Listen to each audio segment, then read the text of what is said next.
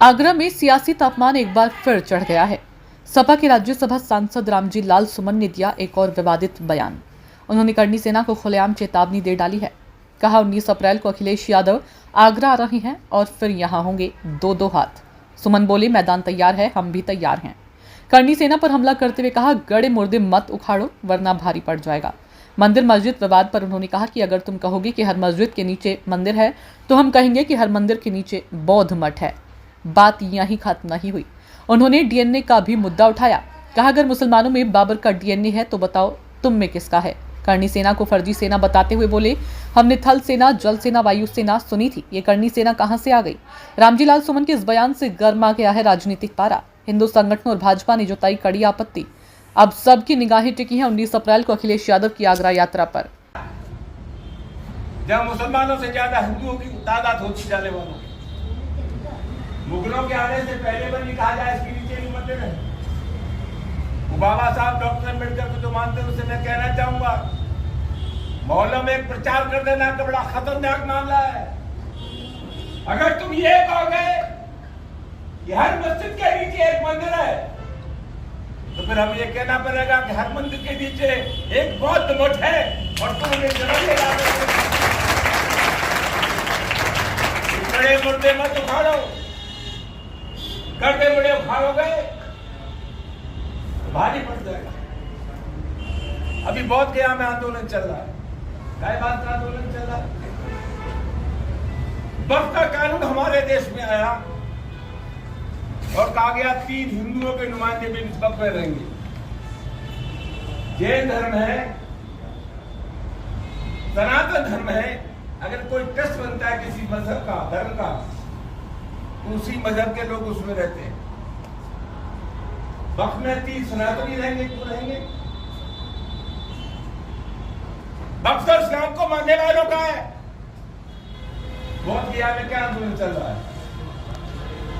वो जो बौद्ध मठ है उसमें हिंदुओं के नुमाइंदे हैं, कलेक्टर उसका संरक्षक है।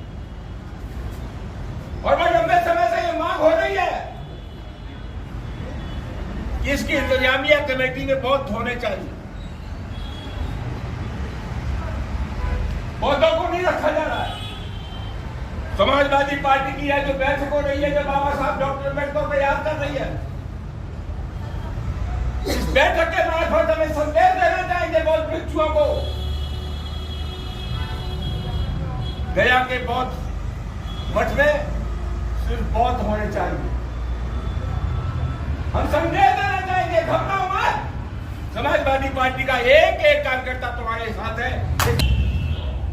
पीडीए हमारा नारा है। और आजकल जो लड़ाई चल रही है वो लड़ाई पीडीए की है। कुछ लोग सामंती डेमोक्रेसी के लोग हैं। अभी परसों एक बैठक हुई तो तलवार, हथियार, थोड़ा बैग में पड़ा है, खाएंगे भी 2 तलवार। छतरी का धर्म तो गरीब की इमदाद करना है, मदद करना है। ये पास में भरतपुर, यहाँ भरतपुर के राजा सूरजमल की तलवार ने अंग्रेज का सर काटा, किसी गरीब का सर नहीं काटा। हमने तो 3 सेनाएं पड़ी थी, वायु सेना, थल सेना और जल सेना। अब एक नई सेना पैदा हो गई है। हमारी हाथ जोड़ के प्रार्थना है, चीन ने हमारी जमीन पर कब्जा कर लिया। अरुणाचल प्रदेश को चीन अपने हिस्से में दिखाता है। ये जो रणबांकुर है करनी सेना के, हिंदुस्तान की सड़क पर चले जाओ, चीन से हमको बचाओ, वरना तुमसे ज्यादा नकली दुनिया में कोई हो नहीं सकता। हिंदुस्तान की जमीन चीन से, वरना तुम नकारा कहे जाओ। दोस्तों, सामाजिक शक्तियों की बात मैंने की। लड़ाई लंबी है और ये लड़ाई कोई हमारी लड़ाई नहीं है, ये लड़ाई उन लोगों से है।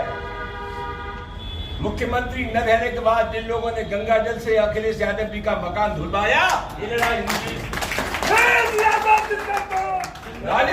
राजस्थान की विधानसभा में तो नेता प्रतिपक्ष था दलित, एक मंदिर में चला गया उसको गंगा जल से धुलवाया गया। आज ही एक दलित नौजवान को मार डाला गया। हम चाहते हैं जाति का जंग न हो। ये लड़ाई उन लोगों से है तो हिंदुस्तान के मुसलमानों को बाबर की औलाद बताते हैं। हम कहना चाहते हैं जब जब इस देश की दाव पर लगी है, हिंदुस्तान के मुसलमान ने साबित कर दिया है कि इस देश की मिट्टी से जितनी मोहब्बत हिंदू को है उससे कम मोहब्बत मुसलमान। तो लड़ाई लंबी है। इसलिए तो हमने कह दिया कि हिंदुस्तान के मुसलमान ने तो कभी बाबर को अपना आदर्श नहीं माना, तो मोहम्मद साहब को अपना आदर्श मानते, दूसरे संतों को मानते। तो हमें पूछ लिया कि जब तुम बाबर को कहोगे कि ये मुसलमान बाबर का डीएनए है तो तुमने किसका डीएनए जरा बता। कोई तो रायता फैला हुआ इधर। दोस्तों, आगे आने वाले समय में समाजवादी पार्टी के राष्ट्रीय अध्यक्ष श्री अखिलेश यादव भी 19 अप्रैल को आ रहे हैं। लड़ाई का मैदान तैयार होगा, दोनों हाथ होंगे।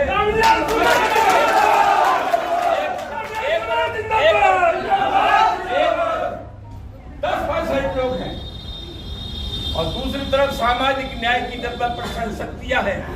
विजयी हमारी होगी, कोई माई का लाभ रोक नहीं सकता।